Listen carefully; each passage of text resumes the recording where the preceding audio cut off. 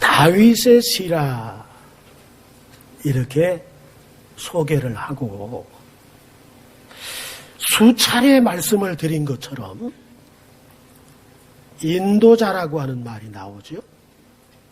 옛날 개역 성경에서는 영장이라는 말로 대신했는데, 히브리 단어가 라무라체 하은데, 이 라무라체 하의의 원형이 나차흐예요. 뛰어나다. 그러니까 뛰어난 지휘자의 인도를 따라서 부른 노래, 이것이 바로 영장 그리고 인도자라고 하는 말이고, 시편 8편이 그렇게 뛰어난 지휘자의 인도 아래 노래가 되었다 하는 거죠. 그런데 오늘 표제에 보니까 깃딧에 맞춘 노래 이렇게 말씀을 하죠. 여기 깃딧의 정확한 의미가 뭐냐? 학자들의 일반적인 견해가 뭐냐 하면 정확한 의미를 모르겠다는 거죠.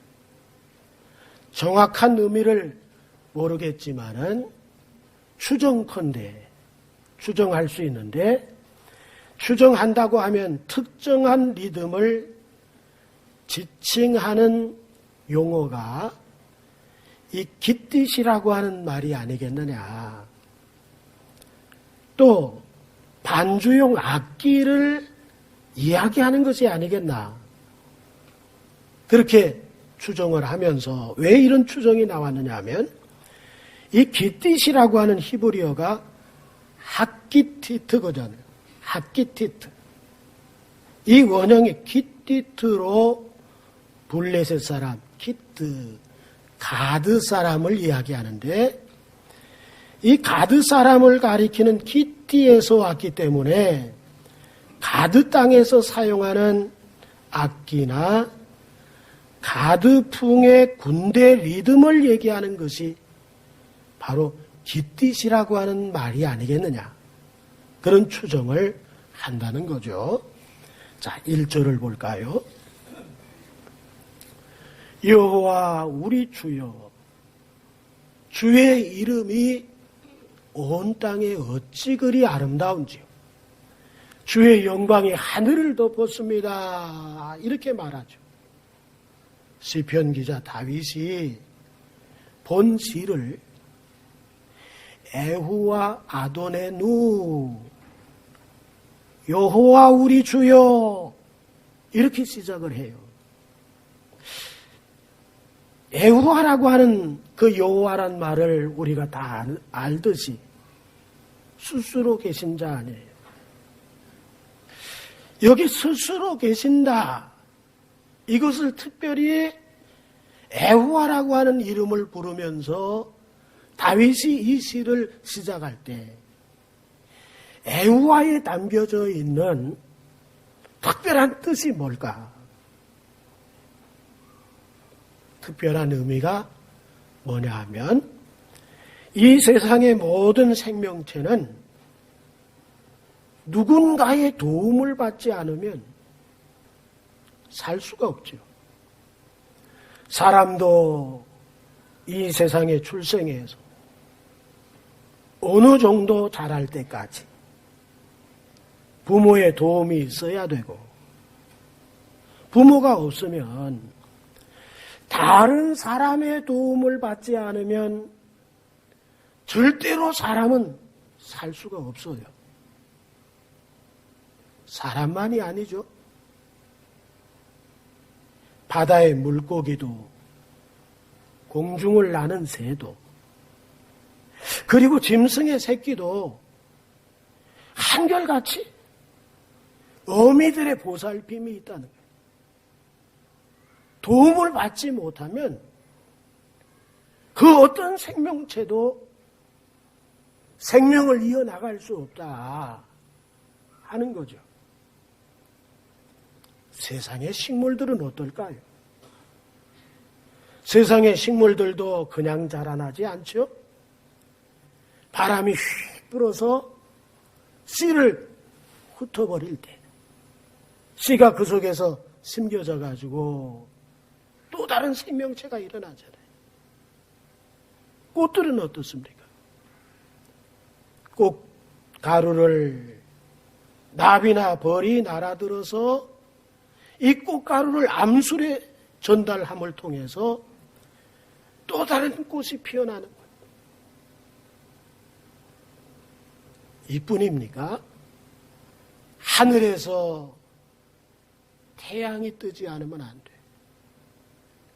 바람이 불지 않으면 안 돼. 하늘에서 비가 내리지 않으면 안 돼요. 이 세상에 그 어떤 생명체도 오늘 말씀을 통해서 우리가 깨닫는 것이 뭐냐? 스스로 살 수 있는 존재는 없구나. 그렇다면 우리 여호와는 어떠신가? 여호와는 어떤 분이시냐? 스스로 계신 분이다. 누구의 도움이 필요하시지 않은 분이시다. 오히려 다른 것들을 존재케 하시는 분으로 그분은 창조주시다. 주권자가 되시고 섭리하신다.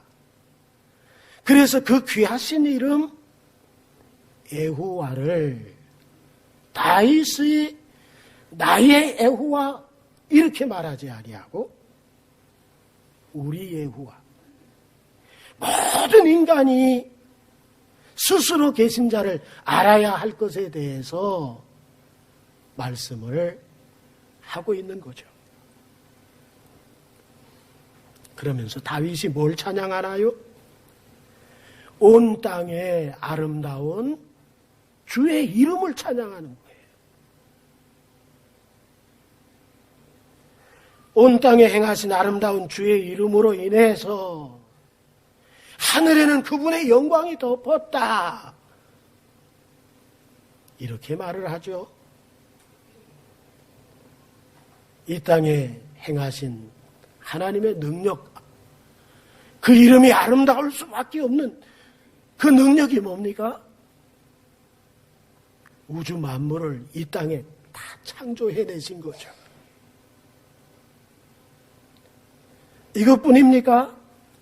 탁월한 창조의 능력뿐만 아니라 당신의 백성을 어떻습니까? 구원과 통치와 섭리로서 이루어 나가신다. 이 일들이 너무나 놀랐기 때문에 지금 다윗은 주의 이름 여호와가 아름답다 이렇게 얘기하는 거죠. 우리는 어떻습니까? 하나님의 이름이 아름답습니까? 우리가 생각할 때 하나님의 이름이 아름답다 이렇게 생각하지 않은 것 같아요. 하나님의 이름은 위대하시고 전능하시고 이런 것만 생각했지 땅에 행하신 그런 일들, 그 일들로서 하늘의 영광이 덮어버리는 그 아름다운 이름, 하나님의 이름에 대해서 아름답다 이렇게 생각하지는 않은 것 같아요. 우리 예수 안에서 어떻게 되었나요? 우리가 어떻게 됐죠? 여호와 하나님이 예수 그리스도를 통해서 우리에게 행하신 일이 뭔가요? 고린도후서 5장 17절에서 선언하죠. 누구든지 그리스도 안에 있으면 새로운 피조물이다. 이전 것은 지나갔으니 보라 새 것이 됐다. 실감이 안 나는 모양이네요. 그런즉 누구든지 그리스도 안에 있으면 새로운 피조물이다. 이전에 내가 아니다. 이전 것은 다 지나갔다. 새 것이 됐다.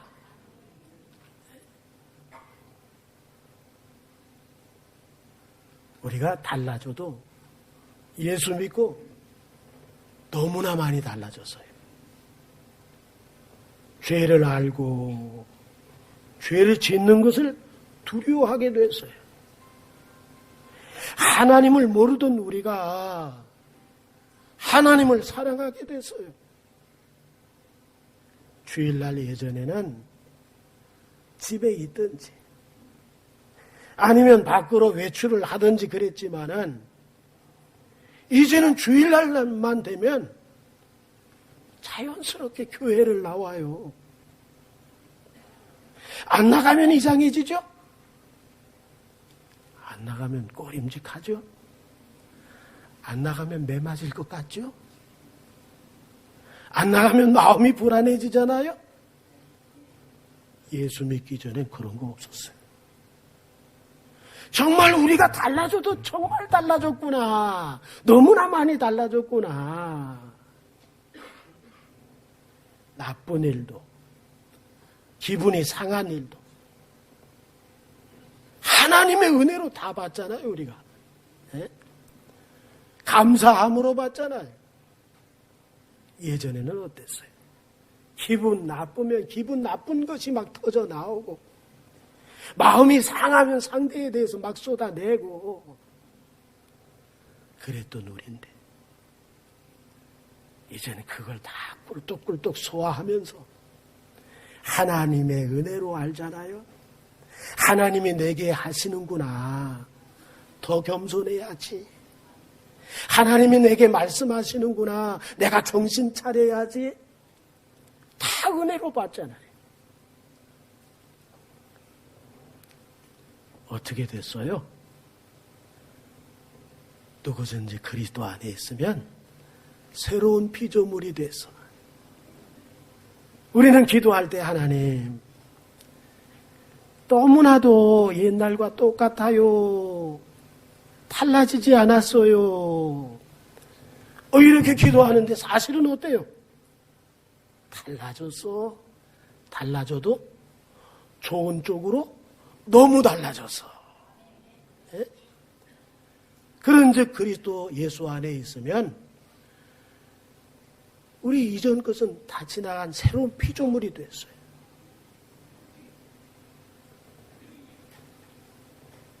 이것을 누가 하셨어요?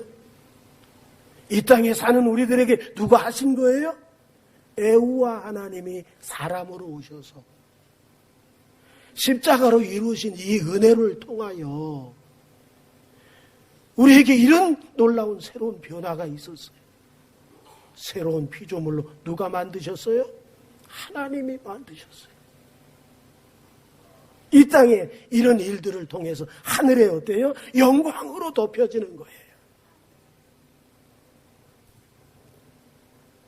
우리 내 이름 아시죠? 하는 그 찬송이 나올 수 있는지 모르겠어요.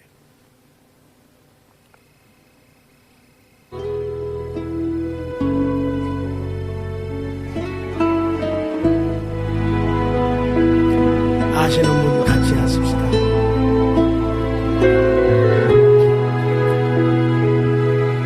날 지으신 분이 주님이세요. 새로운 피조물.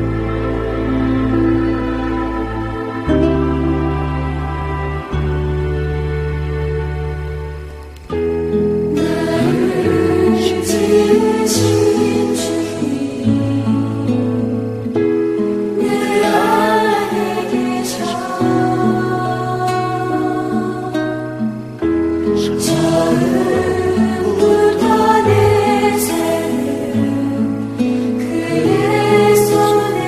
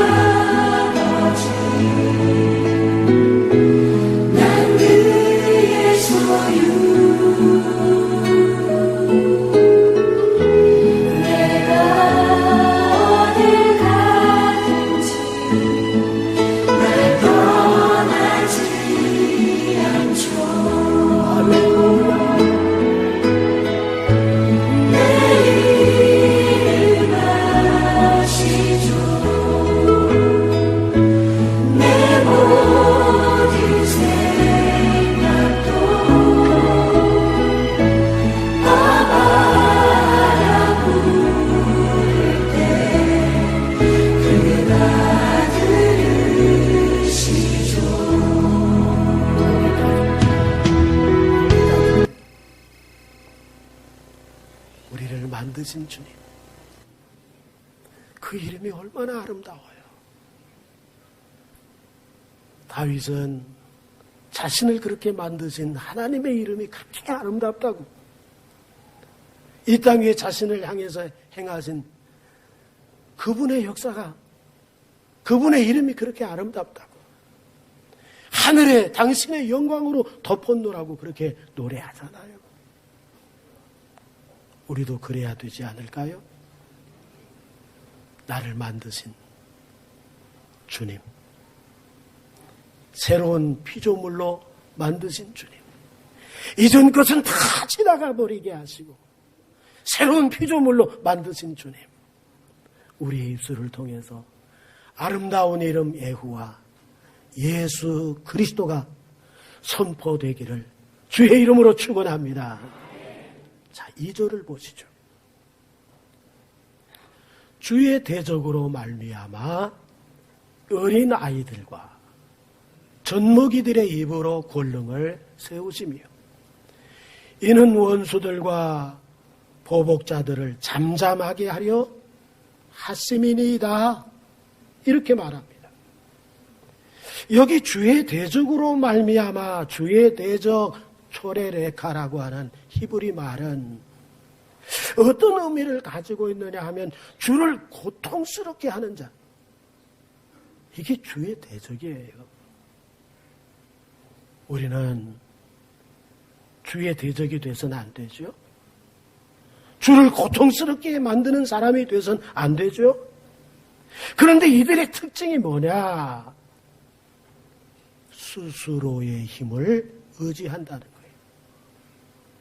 자기 자신만을 의지하고 하나님의 도움은 애당초 생각지 않고 사는 사람을 여기 초래랬다. 주의 대적, 하나님을 고통스럽게 하는 자다. 이렇게 다윗이 선포하고 있어요. 우리는 어떻습니까? 내 힘 의지하려고 할 때가 얼마나 많아요. 하나님 없이 살려고 할 때가 얼마나 많아요. 우리는 대적이 아닌 것처럼 그렇게 여기지만 실제로 하나님 앞에서 하나님의 마음을 고통스럽게 하는 자로 세워질 때가 얼마나 많이 있습니까? 내 스스로 살려고 할 때, 그때 초래래가 하나님의 대적자가 된다는 것. 그러면서 다윗은 자신이 어떤 모습이라고 얘기합니까? 마치 어린아이들 같다, 젖먹이들 같다, 이렇게 얘기를 하죠. 뭡니까? 하나님의 도움 없이는 절대로 살 수 없어요, 그런 얘기라. 그런 자신을 하나님께서 권능으로 세우셨다.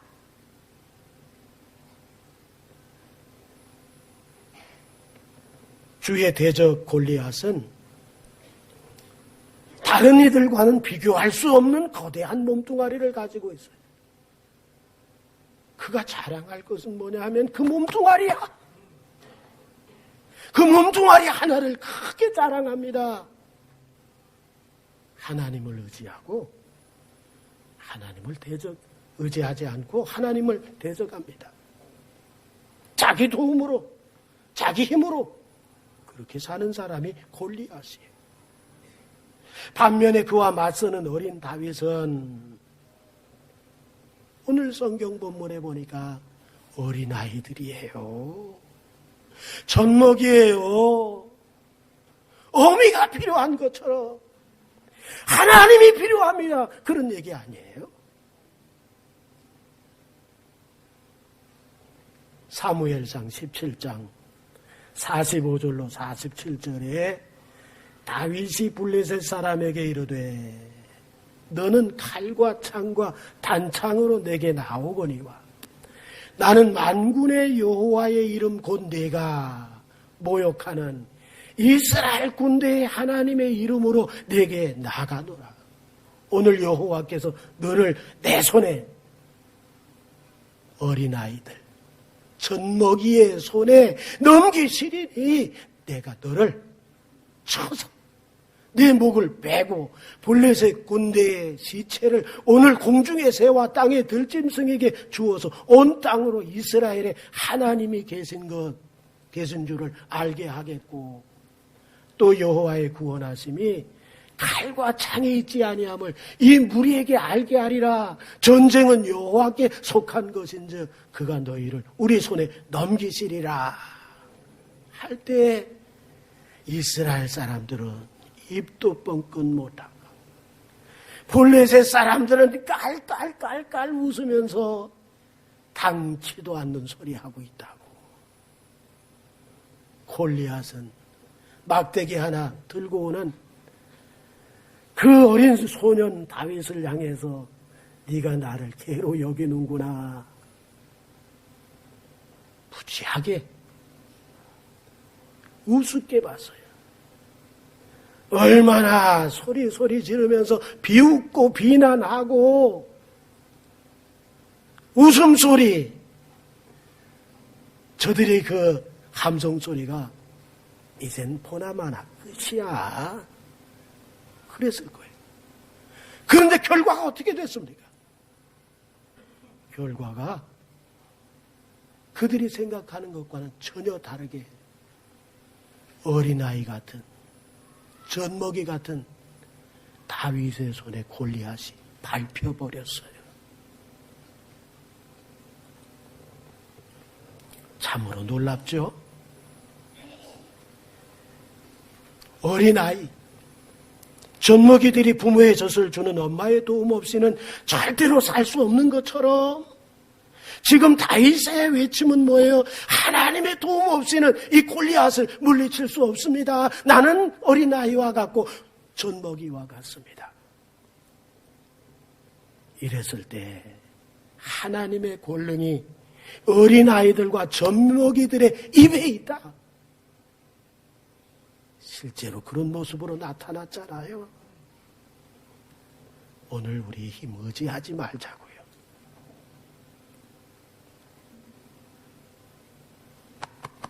나 아무것도 아닙니다. 이 아나심이라고 하는 히브리 말 인생은요, 깨어지기 쉽다 그런 뜻이야. 깨어지기 쉽다. 깨어지기 쉬운 이게 뭘 믿을 게 있어? 예? 우리는 항상 하나님 앞에 어린아이가 되길 원합니다. 젖먹이가 되길 원합니다. 그러면 하나님이 그 입술을 통해서 하나님의 권능이 나타나게 하신다. 할렐루야. 3절을 보시죠. 주의 손가락으로 만드신 주의 하늘과 주께서 베풀어 두신 달과 별들을 내가 보니, 일부 사람들은 해와 달과 별을 신이라고 부르면서 우상으로 숭배하는 그런 모습들을 주는 그런 대상들 아니에요? 그런데 하나님이 이것들을 무엇으로 만들었대요? 손가락으로 가볍게 만드신 거예요. 이 같으신 창조주 하나님을 알기 때문에 다윗은 자신을 무엇으로 여기는 거예요? 하나님 앞에 설 때마다 어린아이와 같습니다. 젖먹이와 다를 바가 없습니다. 엄마가 필요한 젖먹이, 부모가 필요한 어린아이들, 그것처럼 하나님이 절대적으로 필요합니다. 하나님 없으면 안 돼요. 그거잖아. 에? 우리 겸손해지자고요. 에? 겸손해져야 돼요. 고린도전서 1장 27절에 그러나 하나님께서 세상의 미련한 것들을 택하사 지혜 있는 자들을 부끄럽게 하려 하시고 세상의 약한 것들을 택하사 강한 것들을 부끄럽게 하려 하심이라. 오늘 우리 기도 제목이 달라졌어요. 기도 내용이 달라졌어요. 하나님 앞에 설 때마다 하나님 정말 미련한 자가 되게 해주세요. 미련한 것들이 자꾸 드러나게 해주세요. 하나님 앞에 설 때마다 내가 얼마나 약한 존재인가를 깨닫게 해주세요. 누가 필요한 거예요? 미련하니까 지혜의 근본이신 하나님이 필요하고, 약하니까 전능하신 자 엘로힘의 하나님이 필요한 거 아니에요?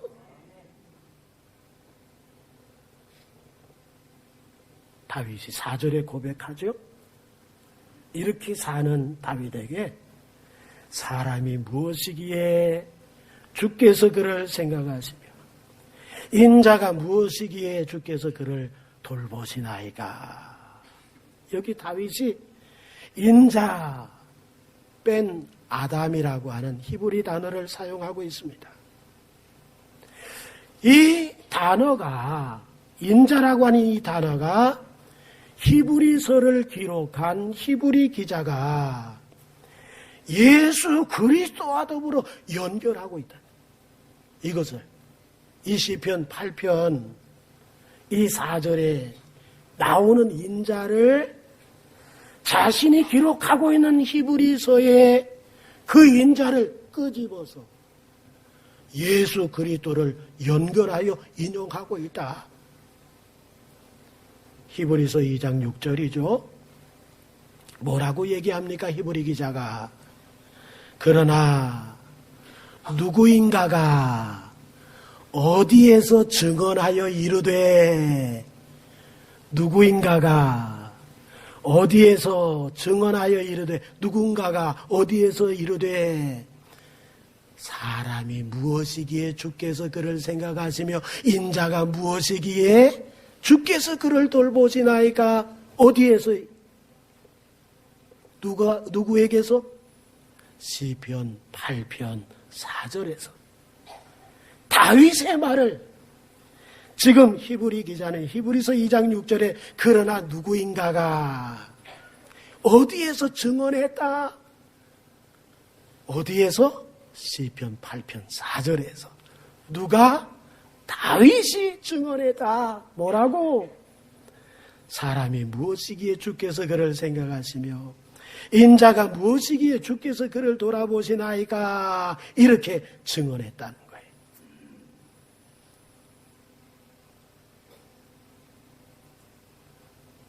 감탄이 안 되는 모양이네. 네? 나 같으면 감격해가지고 막 어쩔 줄 몰라 할 것 같은데, 이게 바로 그 시편 8편 4절 어디에서 누가? 다윗이. 그렇구나. 성경은 다 짝이 있다고 그러더니 히브리 기자가 바로 이걸 얘기했구나. 참 놀랍다. 눈이 이 정도는 떠줘야 되잖아요. 자, 5절을 보세요. 그를 하나님보다 조금 못하게 하시고 영화와 존귀로 관을 씌우셨나이다. 이 말씀을 히브리 기자가 히브리서 2장 6절에 이어서 히브리서 2장 7절에서도 인용하고 있음을 봅니다. 그를 잠시 동안 천사보다 못하게 하시며 영광과 존귀로 관을 씌우시며, 영광과 존귀로 관을 씌우셨다고 하는 똑같은데, 다윗은 하나님보다 못하게 했다고 했는데 히브리 기자는 뭐보다 못하게 했다고요? 천사보다 못하게 했다. 이렇게 기록하는 것이 차이점이다. 그러나 문맥상으로 보면 이 메엘로임이거든요. 하나님으로 번역을 했잖아요, 시편은. 그런데 천사로 했을 때 하늘의 존재들이거든. 영적 존재거든. 영적 존재는 무한한 거예요. 한계를 받지 않는 존재들이죠. 그런 의미에서 하나님과 천사를 겸해서 사용해도 무방하다. 그러나 인자로 오신 예수 그리스도는 어떠시냐? 사람의 몸을 입으셨기 때문에 영처럼 자유롭지는 못하다. 육을 가지고 있기 때문에 한계를 지니고 있다. 조금 못하게 하셨다. 그 내용이죠. 그런데 왜 조금 못하게 하셨습니까? 우리를 죄에서 구원하시려면 어쩔 수 없는 결단이었었고 어쩔 수 없이 하나님께서 비하의 몸을 입고 이 땅에 성육신 하실 수밖에 없었다 하는 거죠. 히브리서 2장 9절이죠.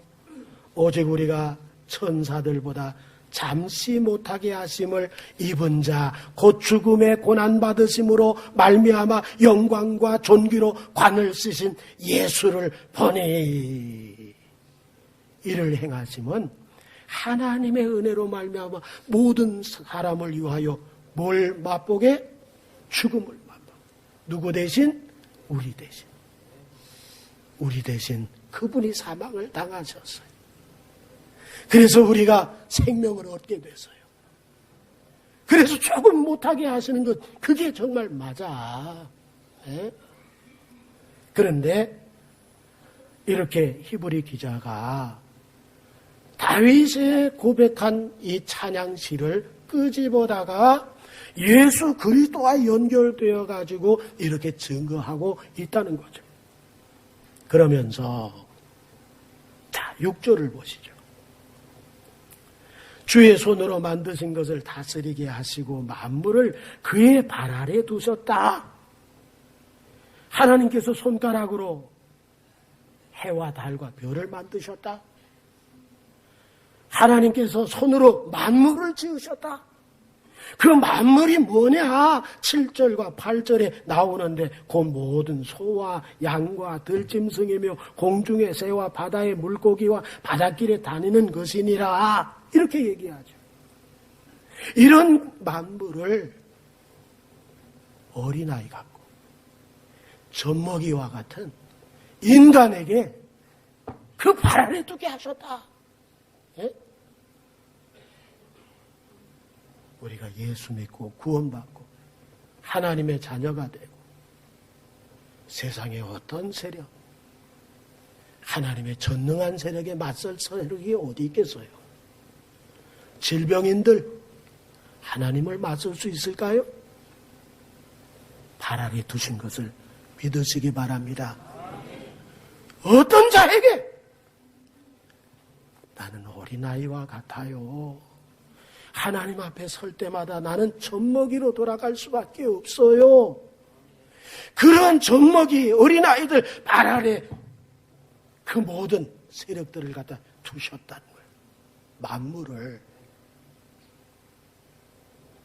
누가 해결해 주세요? 그들의 입술을 통해서 하나님의 권능이 이렇습니다. 짓밟은 것, 하나님이 짓밟을 수 있도록 허락하신 것에 대해서 하나님의 권능을 그 어린아이의 입에서, 젖먹이의 입에서 하나님의 권능을 노래하게 한다는 거잖아요. 할렐루야. 우리 어떤 사람들이 되기를 원합니까? 하나님의 도움 없이는 살 수 없어요. 오늘도 하나님 도와주셔야 돼요. 저는 어린아이예요. 저는 젖먹이와 같아요. 하나님 도와주세요. 하나님께서 권능을 입에 나타내 주시는데 그 세력들, 그 악한 세력들, 그 문제들, 엄청난 것들을 발 아래 두게 하시는 그 역사가 우리와 함께 하기를 바랍니다. 아멘. 그러면서 애구와 라고 불렀던 그 시편 첫 소절이 있잖아요. 1절에 애우와 아도네누 이렇게 시작했던 우리의 주여 이렇게 얘기했던 그 다윗이 마지막 절에서도 아도네누 애우와 아도네누 여호와 우리 주여 이것으로 끝을 맺고 있어요. 우리의 시작도 그것도 예후와 아도네누, 여호와 우리 주여.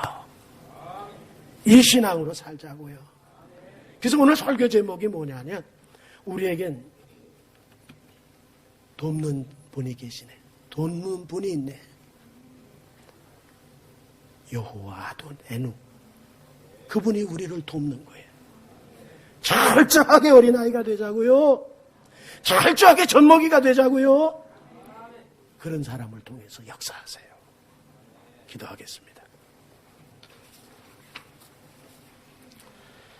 걸어가신 하나님 아버지, 은혜를 감사드립니다. 아버지 앞에 교만 떨 게 뭐가 있나요?